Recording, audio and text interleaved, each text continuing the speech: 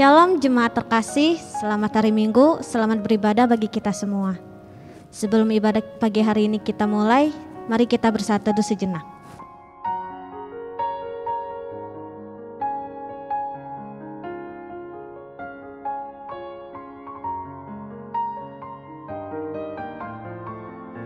Kepada Tuhan, hai penghuni sorgawi, kepada Tuhan sajalah kemuliaan dan kekuatan. Berilah kepada Tuhan kemuliaan namanya, sujudlah kepada Tuhan dengan berhiaskan kekudusan. Tidak terasa kita sudah berada di akhir bulan Mei 2021. Kita bersyukur kepada Allah selalu menyatakan kasih-Nya bagi kita. Allah senantiasa menyertai dan memberkati kita.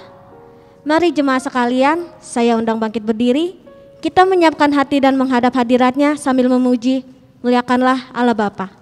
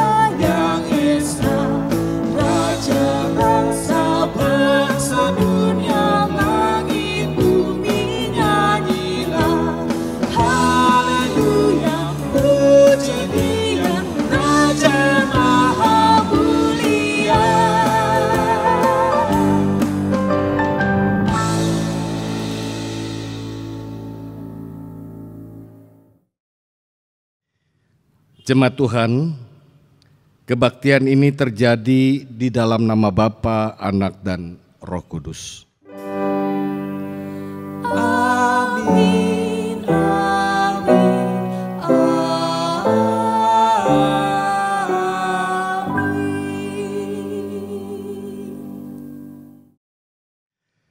Kasih karunia dan damai sejahtera dari Allah, Bapa kita dan dari Tuhan Yesus Kristus menyertai saudara sekalian. Dan menyertai saudara juga.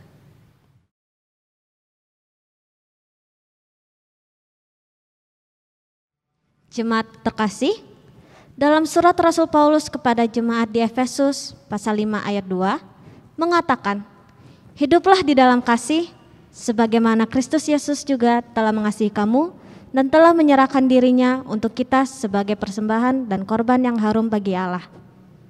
Jemaat terkasih, minggu ini dihayati sebagai Minggu Trinitas. Allah Trinitas selalu menyatakan kasih dan karyanya bagi manusia. Apakah kita mengenal Allah Trinitas itu? Sudahkah kita merespon kasih dan karya Allah itu? Bila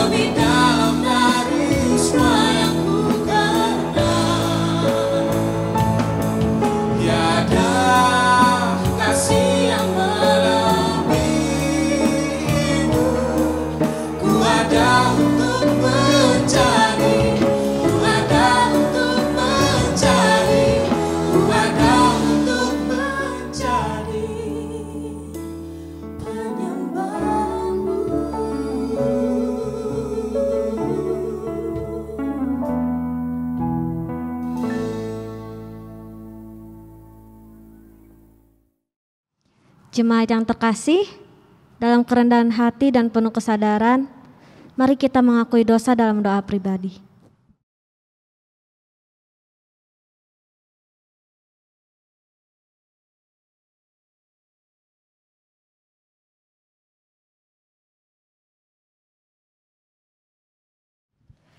Tuhan, inilah doa kami, dengarkanlah doa kami ya Bapa. Dalam nama Tuhan Yesus kami telah berdoa. Amin.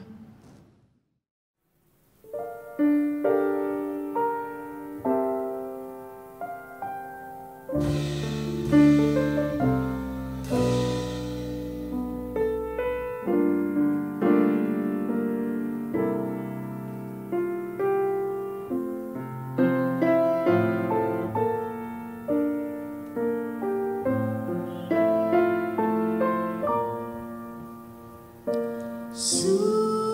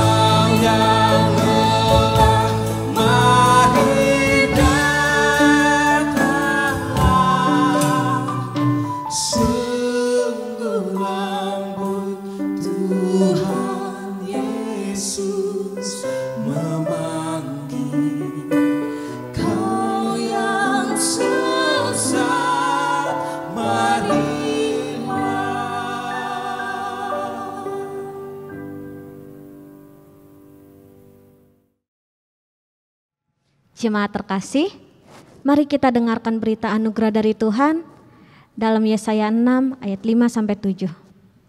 Lalu kataku, celakalah aku binasa, sebab aku ini seorang yang najis bibir, dan aku tinggal di tengah-tengah bangsa yang najis bibir. Namun, mataku telah melihat Sang Raja, yakni Tuhan semesta alam. Tetapi seorang daripada serafim itu terbang mendapatkan aku. Di tangannya ada bara yang diambilnya dengan sepit dari atas mezbah. Ia menyentuhkannya kepada mulutku serta berkata, lihat, ini telah menyentuh bibirmu. Maka kesalahanmu telah dihapus dan dosamu telah diampuni. Di dalam Kristus engkau telah diampuni. Di dalam Kristus engkau pun telah diampuni. Damai Kristus bagimu. Damai Kristus bagimu juga.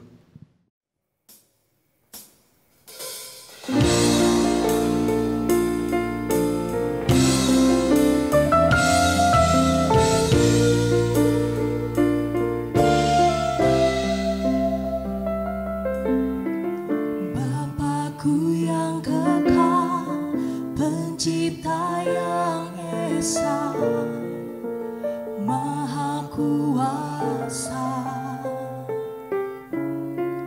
dikandung Roh Kudus, Yesus Kristus datang, Kau juru selamatku.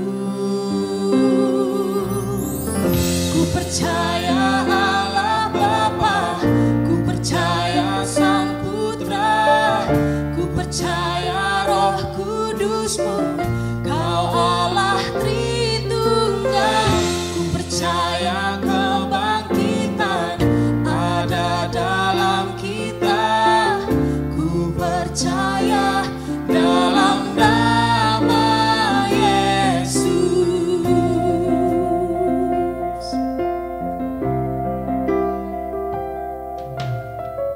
Hakim dan pembela disalib sengsara, Kaulah rahmatku.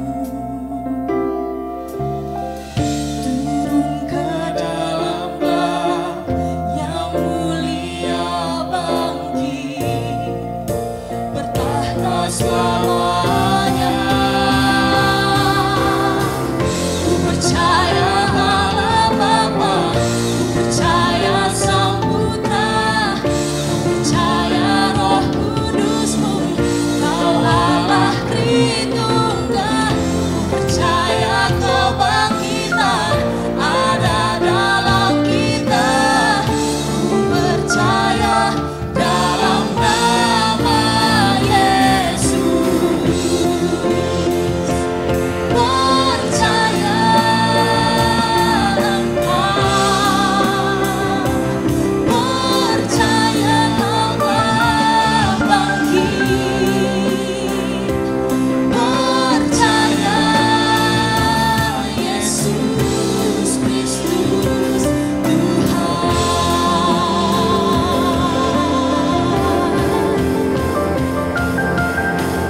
Ku percaya hidup kekal, lahirnya anak darah, orang kudus bersekutu, gereja yang kudus. Ku percaya kebangkitan waktu Yesus datang, ku percaya dalam nama Yesus. Ku percaya Allah Bapa, ku percaya Sang Putra, ku percaya Roh Kudus-Mu, Kau Allah Tritunggal. Ku percaya kebangkitan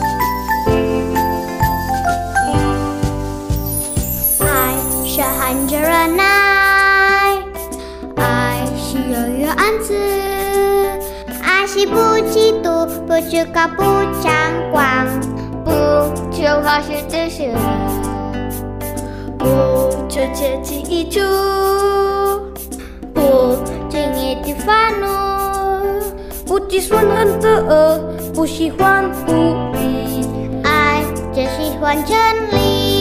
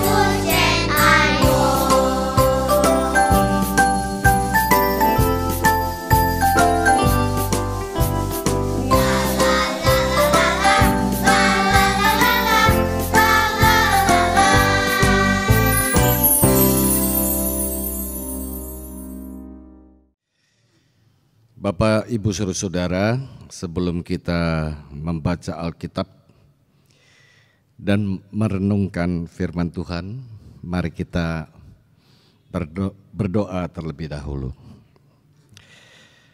Ya Bapa Surgawi, terima kasih. Saat ini kami berada di penghujung bulan Mei. Kami boleh menikmati segala kenikmatan yang Tuhan telah anugerahkan. Kami juga mendengar dan bersyukur ada mereka yang telah disembuhkan, dipulihkan dari COVID. Kami juga mendengar banyak berita baik, dan tentu itu karena campur tangan Tuhan. Begitu juga saat ini kami bersyukur karena bisa beribadah, sekalipun di tempat kami masing-masing, namun Tuhan menjamah setiap kami. Dan karenanya Tuhan, kami mohon Engkau juga yang mengurapi setiap kami, agar ketika membaca Alkitab dan merenungkan firman Tuhan, kami mendapatkan berkat sehingga kami dapat memberkati setiap orang yang kami jumpai, keluarga, orang-orang di sekitar kami. Terima kasih Bapa.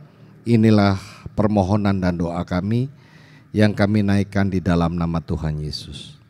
Amin. Saudara-saudara, pembacaan Alkitab untuk minggu ini Diambil dari Yohanes pasalnya yang ketiga, ayat 1 sampai dengan ayatnya yang ke-17. Injil Yohanes pasal 3 ayat 1 sampai dengan 17. Saya akan bacakan untuk kita semua demikian. Nah, saudara-saudara, perikop ini diberi judul percakapan dengan Nikodemus. Adalah seorang Farisi yang bernama Nikodemus, seorang pemimpin agama Yahudi. Ia datang pada waktu malam kepada Yesus dan berkata, "Rabi, kami tahu bahwa engkau datang sebagai guru yang diutus Allah. Sebab tidak ada seorang pun yang dapat mengadakan tanda-tanda yang engkau adakan itu, jika Allah tidak menyertainya." Yesus menjawab katanya, "Aku berkata kepadamu, sesungguhnya jika seorang tidak dilahirkan kembali, ia tidak dapat melihat kerajaan Allah." Kata Nikodemus kepadanya, "Bagaimana mungkin seorang dilahirkan kalau ia sudah tua? Dapatkah ia masuk kembali ke dalam rahim ibunya dan dilahirkan lagi?" Jawab Yesus, "Aku berkata kepadamu, sesungguhnya jika seorang tidak dilahirkan dari air dan roh, ia tidak dapat masuk ke dalam kerajaan Allah. Apa yang dilahirkan dari daging adalah daging, dan apa yang dilahirkan dari roh adalah roh. Janganlah engkau heran, karena aku berkata kepadamu, kamu harus dilahirkan kembali. Angin bertiup kemana ia mau dan engkau mendengar bunyinya, tetapi engkau tidak tahu dari mana ia datang atau kemana ia pergi. Demikianlah halnya dengan tiap-tiap orang yang lahir dari roh." Nikodemus menjawab katanya, "Bagaimanakah mungkin hal itu terjadi?" Jawab Yesus, "Engkau adalah pengajar Israel dan tidak mengerti hal-hal itu. Aku berkata kepadamu, sesungguhnya kami berkata-kata tentang apa yang kami ketahui dan kami bersaksi tentang apa yang kami lihat, tetapi kamu tidak menerima kesaksian kami. Kamu tidak percaya waktu aku berkata-kata dengan kamu tentang hal-hal duniawi. Bagaimana kamu akan percaya kalau aku berkata-kata dengan kamu tentang hal-hal sorgawi? Tidak ada seorang pun yang telah naik ke sorga selain daripada dia yang telah turun dari sorga, yaitu Anak Manusia. Dan sama seperti Musa meninggikan ular di padang gurun, demikian juga Anak Manusia harus ditinggikan, supaya setiap orang yang percaya kepadanya beroleh hidup yang kekal. Karena begitu besar kasih Allah akan dunia ini, sehingga ia telah mengaruniakan anaknya yang tunggal, supaya setiap orang yang percaya kepadanya tidak binasa, melainkan beroleh hidup yang kekal. Sebab Allah mengutus anaknya ke dalam dunia bukan untuk menghakimi dunia, melainkan untuk menyelamatkannya oleh Dia." Demikian pembacaan Alkitab, saudara-saudara. Yang berbahagia tidak hanya kita yang mendengar dan membaca, terlebih yang merenungkan firman Tuhan di dalam kehidupan. Haleluya. Haleluya, haleluya, haleluya.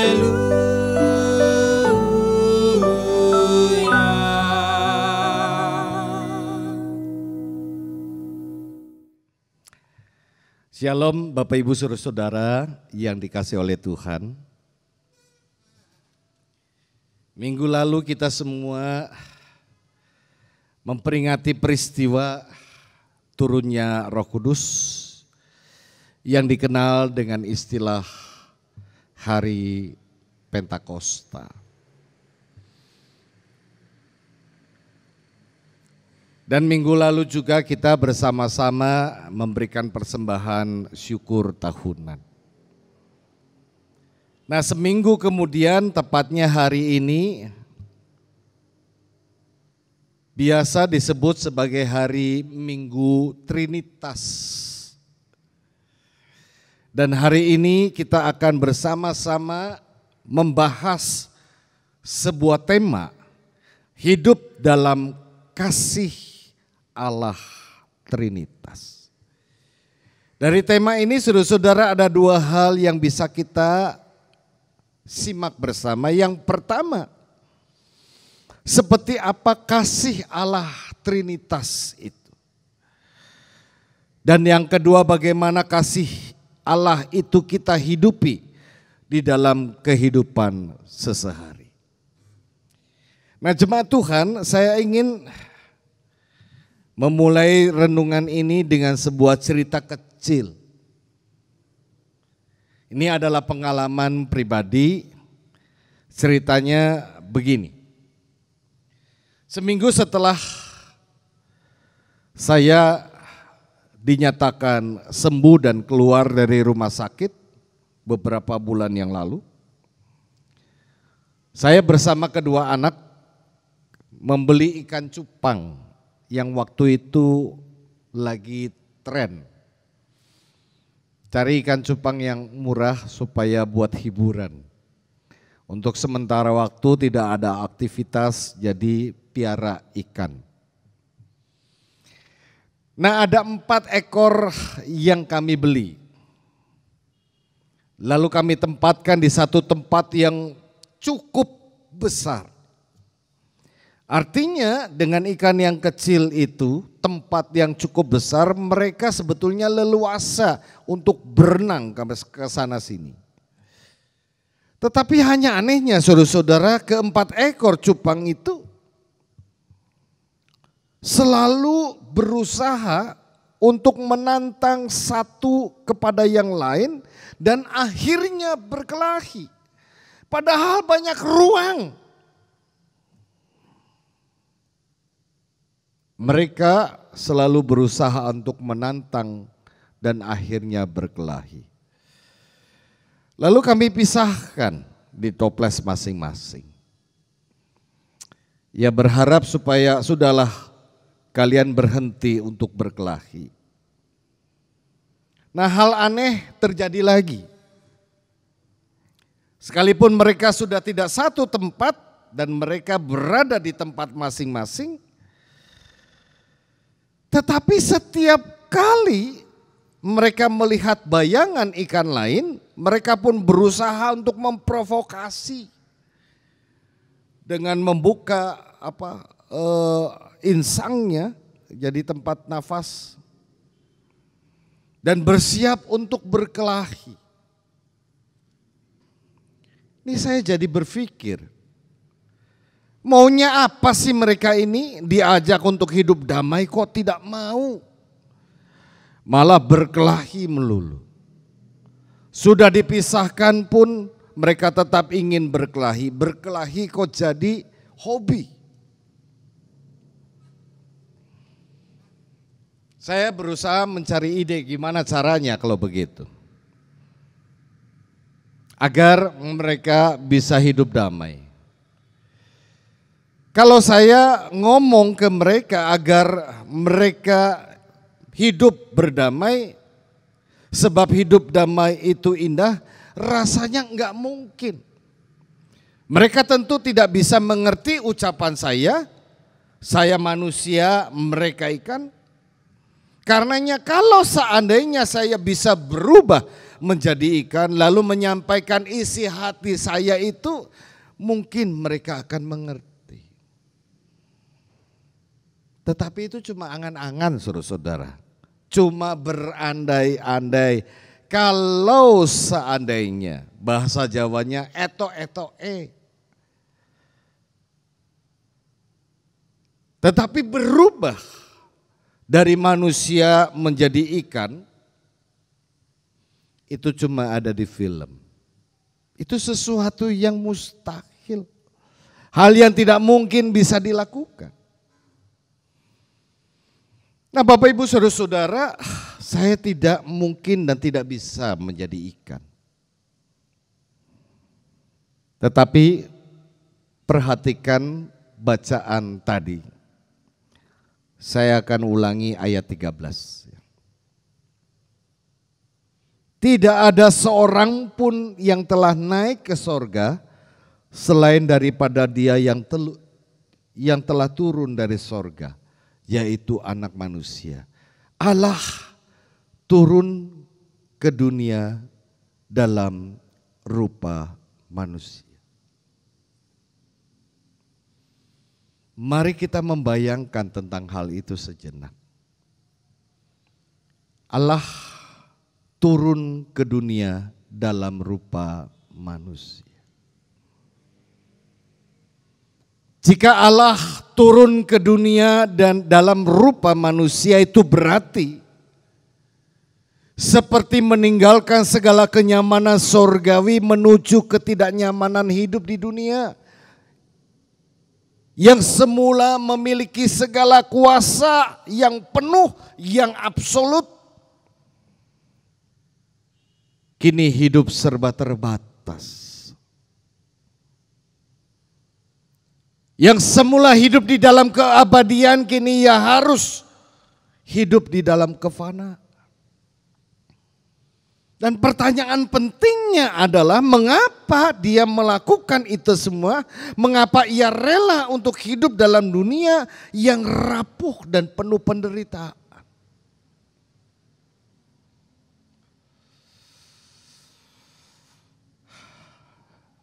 Saudara, ternyata jawabannya ini. Saya akan bacakan ayat 16 dan 17 Yohanes 3. Karena begitu besar kasih Allah akan dunia ini sehingga Ia telah mengaruniakan anaknya yang tunggal supaya setiap orang yang percaya kepadanya tidak binasa melainkan beroleh hidup yang kekal. Sebab Allah mengutus anaknya ke dalam dunia bukan untuk menghakimi dunia melainkan untuk menyelamatkannya oleh Dia. Mari kita merenungkannya lagi. Kita perjanjian lama menginformasikan bahwa semenjak manusia jatuh ke dalam dosa, Allah telah melakukan segalanya untuk membawa manusia kembali kepada jalan keselamatan. Dan menjaga agar manusia itu tetap berada di jalan itu. Tetapi apa yang terjadi saudara-saudara, mereka selalu menyimpang dari jalan Tuhan. Manusia tidak menyadari bahwa yang mereka lakukan adalah tindakan yang bisa mencelakai diri mereka sendiri.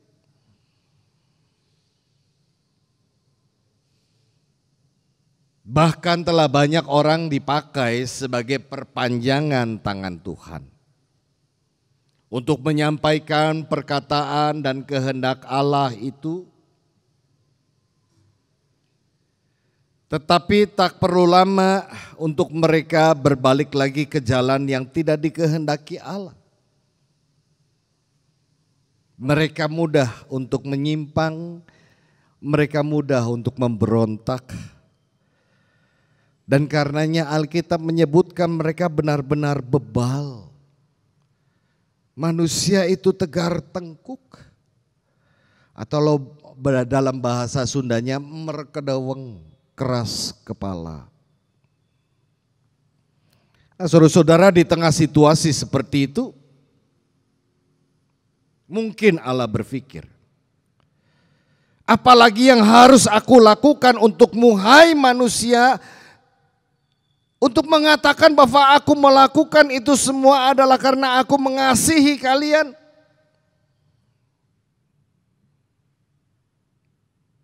Ya, Allah memberikan peringatan ini, itu dan seterusnya supaya manusia itu kembali ke jalan Allah tetapi selalu memberontak. Lalu tiba-tiba Allah punya ide besar yang tak masuk akal. Kalau selama ini para utusannya tidak didengar,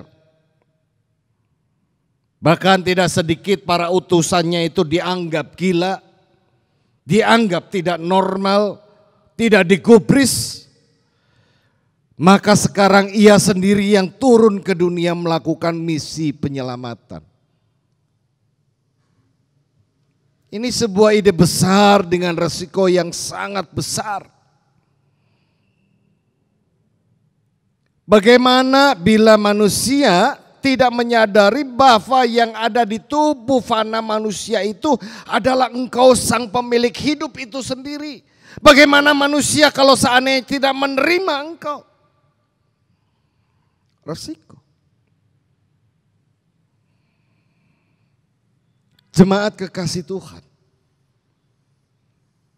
itulah cara Tuhan mendemonstrasikan kasih-Nya yang tak terhingga itu. Karena Ia teramat sangat mengasihi manusia sehingga rela melakukan hal itu supaya kita tidak lagi berada di jalan menuju kebinasaan. Saya ulangi lagi ayat 16 tadi. Ini ayat yang waktu saya kecil itu selalu menjadi ayat hafalan. Yohanes 3 ayat 16. Karena begitu besar kasih Allah akan dunia ini sehingga Ia telah mengaruniakan anaknya yang tunggal. Supaya setiap orang yang percaya kepadanya tidak binasa, melainkan beroleh hidup yang kekal. Saudara-saudara, inilah yang disebut kabar baik. Inilah kabar baik itu. Inilah Injil. Bagi mereka yang masih bertanya-tanya apakah Allah memang betul mengasihi kehidupannya sampai melakukan hal itu? Jawabannya iya. Allah begitu mengasihi manusia sampai mengorbankan dirinya. Kasih Allah dalam diri Yesus Kristus mampu mengubah kehidupan kita. Mengubah kehidupan Anda dan saya, kasih-Nya mengubah hidup seluruh umat manusia.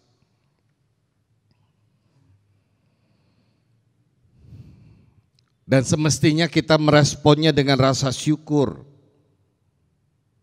Dengan cara apa kita bersyukur? Ya hiduplah dalam pertobatan. Hidupilah kehidupan baru kita sebab Allah melalui anaknya telah menganugerahkan kehidupan baru kepada kita. Dan ini kata Tuhan ayat 5 dan 6. Aku berkata kepadamu sesungguhnya jika seorang tidak dilahirkan dari air dan roh, ia tidak dapat masuk ke dalam kerajaan Allah. Apa yang dilahirkan dari daging adalah daging dan apa yang dilahirkan dari roh adalah roh. Bapak Ibu Saudara-saudara yang dikasihi oleh Tuhan, mungkin tidak sedikit orang yang belum bisa memahami maksud Tuhan hadir ke dunia ini. Salah satu di antaranya adalah Nikodemus. Dia seorang Farisi, intelek Yudaisme, pengajar dan menjadi salah seorang anggota Majelis Sanhedrin yang dianggap terpelajar, yang begitu terhormat dan disegani. Nikodemus merasa kesulitan memahami rencana Tuhan itu. Karena baginya keselamatan itu adalah hak, bukan pemberian. Kita bila mereka telah mematuhi hukum agama, maka keselamatan itu adalah privilege, hak istimewa. Ia merasa tidak perlu lagi untuk dilahirkan kembali Oleh karena itu mereka tidak pernah tahu dan tidak pernah mengerti apa itu konsep dilahirkan kembali. Tidak ada kata untuk pertobatan sebab mereka merasa berasal dari Allah. Dan karenanya mereka tidak pernah bisa memahami arti dilahirkan kembali. Padahal saudara-saudaraku, apa artinya hidup beragama? Apa artinya kita disebut Kristen? Apa artinya kita disebut pengikut Tuhan bila ia tidak bertobat? Mungkinkah ia memperoleh kerajaan Allah? Tuhan berkata, janganlah engkau heran karena aku berkata kepadamu, kamu harus dilahirkan kembali. Bapak Ibu, saudara-saudara yang dikasihi Tuhan Yesus, Anda dan saya adalah orang-orang yang telah menerima anugerah keselamatan melalui karya Kristus Yesus. Karena ketaatannya menjalankan misi Bapaknya, ia rela mengalami segala bentuk penderitaan, bahkan berdarah-darah dan mati di kayu salib. Itu menjadi bukti kasih-Nya yang sungguh luar biasa, yang tak terhingga.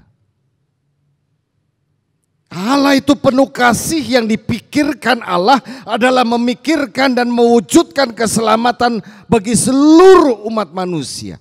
Anaknya yang menjalankan misi Bapa agar keselamatan itu benar-benar nyata, dan Roh Kudus yang ada dalam hati manusia terus bekerja agar keselamatan dalam diri manusia itu benar-benar terjaga dan terpelihara. Inilah bukti kasih Allah Trinitas. Kasih Allah begitu besar, begitu dalam, yang hanya mungkin bisa diselami dan dihayati dalam iman dan ketaatan kita kepada Sang Halik. Dan kini pertanyaannya, jika Allah begitu mengasihi kita, bagaimana kita merespon kasih Allah yang begitu besar itu?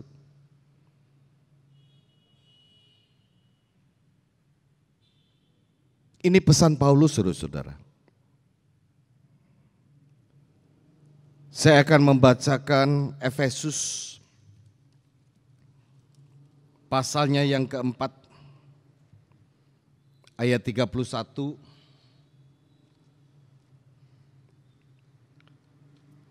sampai dengan 32.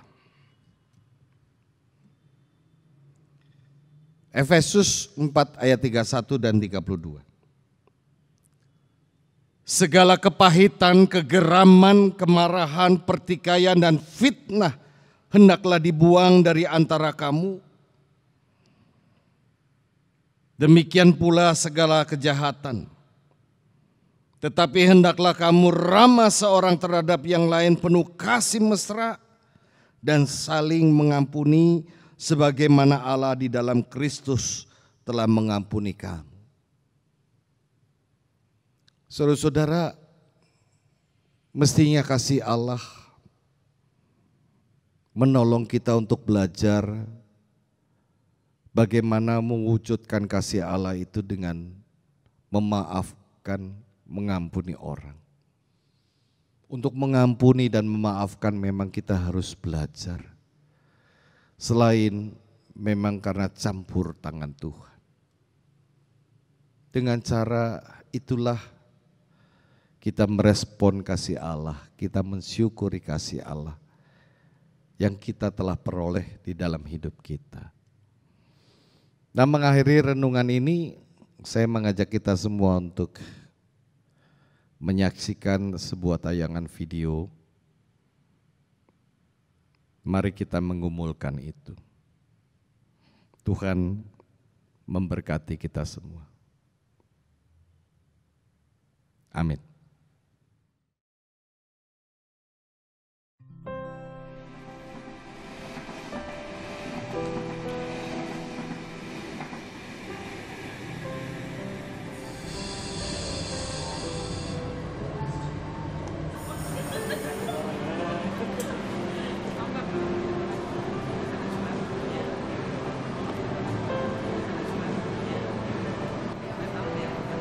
I wish I had that kind of relationship with my father. My father isn't a good one. I hated him so much. I stopped talking to him since the 7th grade. He's selfish, bad temper, and worst of all, he gambles like there's no tomorrow. He bets on everything, from chess, poker, soccer, you name it. He put our family behind, and 7 years ago, it was the worst.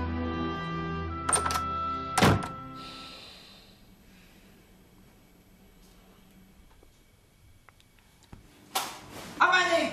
Bisa baca nggak? Hei, ada sopannya?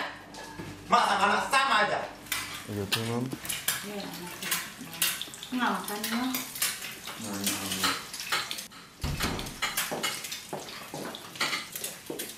Morning, Dad. See you, Mom. Okay, see you.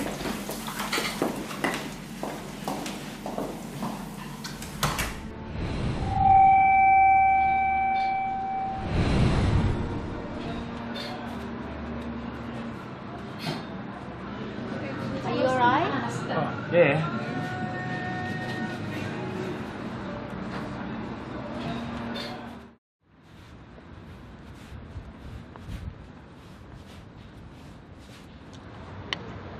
Yah, kalah lagi. Lagi. Anak lu tuh.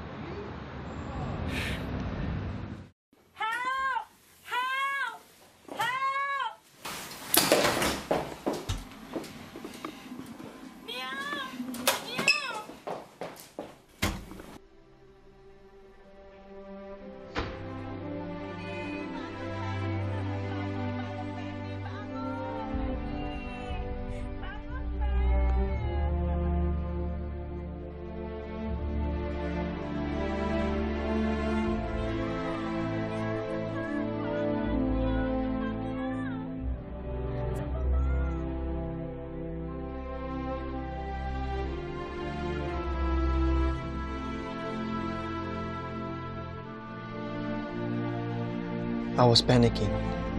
I went to tell him what happened to my sister. Unbelievable. He didn't even care. He sent me out and said, "You go first. I will come later." I can't hold myself. I just couldn't believe it. The last time we ever saw him was at my sister's funeral. Me and Mom moved away since then. It's been 7 years. I've been blessed with a loving family, a beautiful wife, and a lovely daughter. I became a Christian since I know my wife. She introduced me to Jesus. She always says, I have to forgive my father, no matter what he has done in the past. As the Bible says, if you forgive others, Heavenly Father will always forgive you. I remember one day, me and my wife was arguing. I almost hit her. As I looked at her, I was struck. That was what my father did to Mom. And I don't want that to happen to my family. I don't want to become like him. Since then, I tried my best to forgive him. It took years to forgive. After so many things I've been through, finally, I can release this anger, hatred, and bitterness. I tried to find him everywhere, but I couldn't. No one knows where he is, even his friends. I pray to God, wishing that I can meet my father, so that I can tell him that I love him and I forgive him.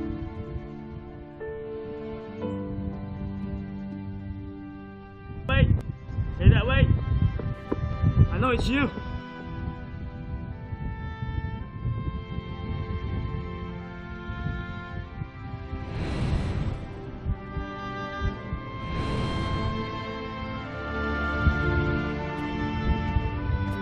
Dad, I sorry.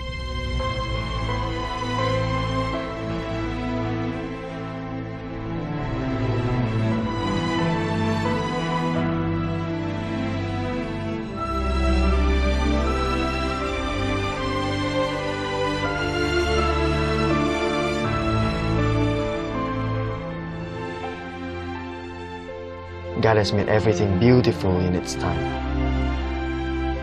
And I believe He will do the same to you. You just need to believe and obey His words.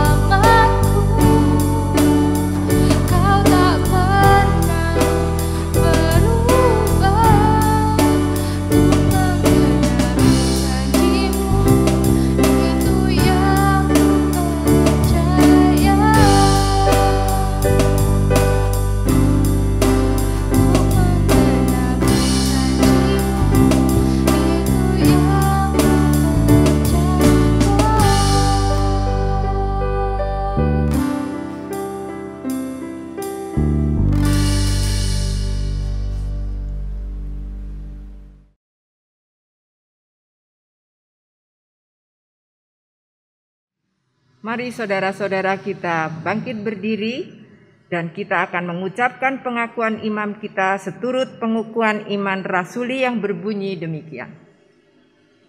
Aku percaya kepada Allah, Bapa yang Maha Kuasa, Khalik langit dan bumi, dan kepada Yesus Kristus anaknya yang tunggal Tuhan kita, yang dikandung dari Roh Kudus, lahir dari anak darah Maria, yang menderita sengsara di bawah pemerintahan Pontius Pilatus, disalibkan, mati dan dikuburkan, turun ke dalam kerajaan maut, pada hari yang ketiga bangkit pula dari antara orang mati, naik ke sorga, duduk di sebelah kanan Allah, Bapa yang Maha Kuasa.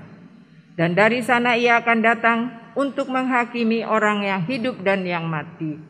Aku percaya kepada Roh Kudus, gereja yang kudus dan am, persekutuan orang kudus, pengampunan dosa, kebangkitan orang mati, dan hidup yang kekal. Amin.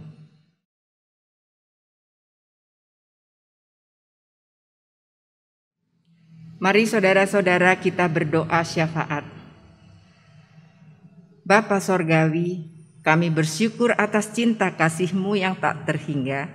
Melalui pengorbanan anak-Mu yang tunggal Yesus Kristus, kami semua dihitung sebagai orang-orang yang menerima anugerah keselamatan-Mu.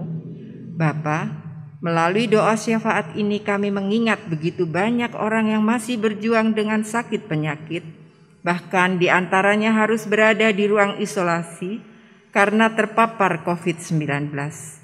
Ya Tuhan, jamah dan sembuhkan serta pulihkan mereka melalui perawatan dan pengobatan yang mereka terima. Bapa, kami juga berdoa bagi mereka yang masih terhimpit dalam kesulitan ekonomi. Engkau tentu berdaya untuk menggerakkan hati orang-orang yang dapat membantu dan meringankan beban mereka. Pakailah kami Tuhan sebagai gereja-Mu untuk bisa menjadi kepanjangan tangan-Mu untuk menolong mereka. Dan kami pun berdoa untuk gereja-Mu ini Tuhan, kiranya berkat dan kekuatan-Mu menaungi gereja-Mu ini agar mampu memberikan pelayanan yang tepat bagi segenap jemaat dan simpatisan di tengah kondisi yang masih belum kondusif karena pandemi COVID-19. Selanjutnya Tuhan, kami ingin mendoakan pemerintah kami, mulai dari Bapak Presiden dan wakilnya, serta seluruh jajarannya. Engkau kiranya berkenan menolong mereka agar diberi hikmat dan kemampuan untuk menyelesaikan segala macam persoalan di negeri ini. Dan pada akhirnya Tuhan, kami serahkan seluruh permohonan dalam doa kami yang tidak sempurna ini, dan kami ingin menyempurnakannya dengan doa yang Tuhan ajarkan kepada kami. Bapa kami yang ada di sorga, dikuduskanlah nama-Mu, datanglah kerajaan-Mu, jadilah kehendak-Mu di bumi seperti di sorga. Berikanlah kami pada hari ini makanan kami yang secukupnya, dan ampunilah kami akan kesalahan kami, seperti kami juga mengampuni orang yang bersalah kepada kami, dan janganlah membawa kami ke dalam pencobaan, tetapi lepaskanlah kami daripada yang jahat. Karena Engkaulah yang empunya kerajaan dan kuasa dan kemuliaan sampai selama-lamanya. Amin.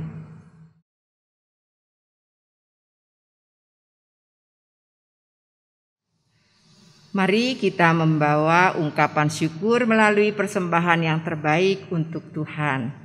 Firman Tuhan dalam Kisah Para Rasul 4, 32 sampai 33 yang mendasari pengantar persembahan ini. Demikian. Adapun kumpulan orang yang telah percaya itu, mereka sehati dan sejiwa, dan tidak seorang pun yang berkata bahwa sesuatu dari kepunyaannya adalah miliknya sendiri, tetapi segala sesuatu adalah kepunyaan mereka bersama. Dan dengan kuasa yang besar, rasul-rasul memberi kesaksian tentang kebangkitan Tuhan Yesus, dan mereka semua hidup dalam kasih karunia yang melimpah-limpah.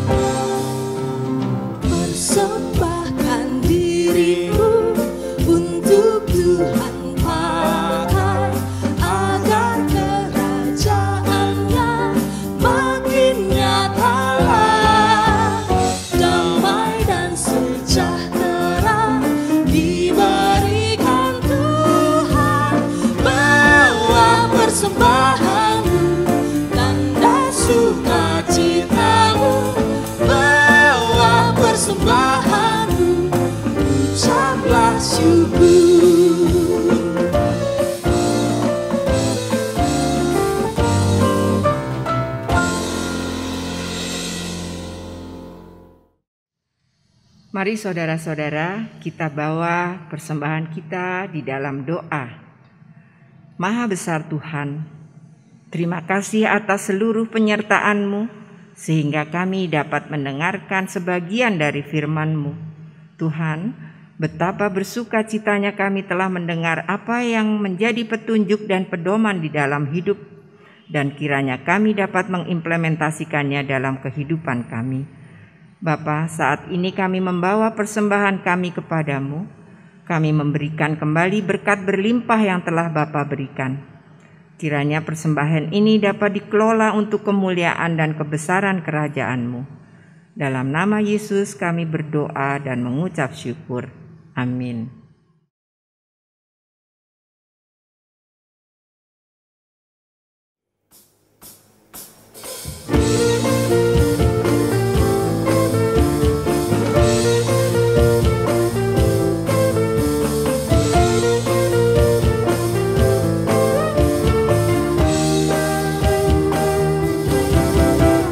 Suka menuturkan cerita mulia, cerita Tuhan Yesus dan cinta kasih-Nya.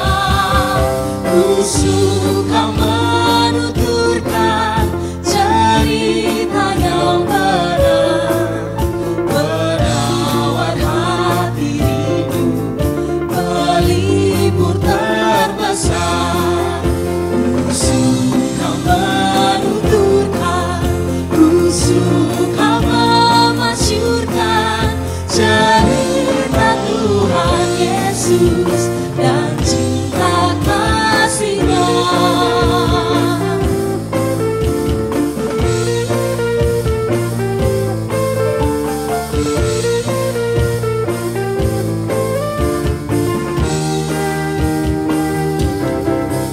Ku suka menuturkan cerita mulia, setiap ku ulangi bertambah manisnya.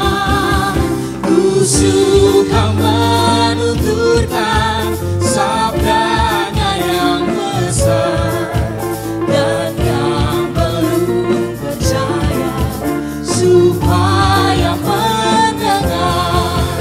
Ku suka menuturkan, ku suka memasyurkan cerita Tuhan Yesus dan cinta kasih-Nya.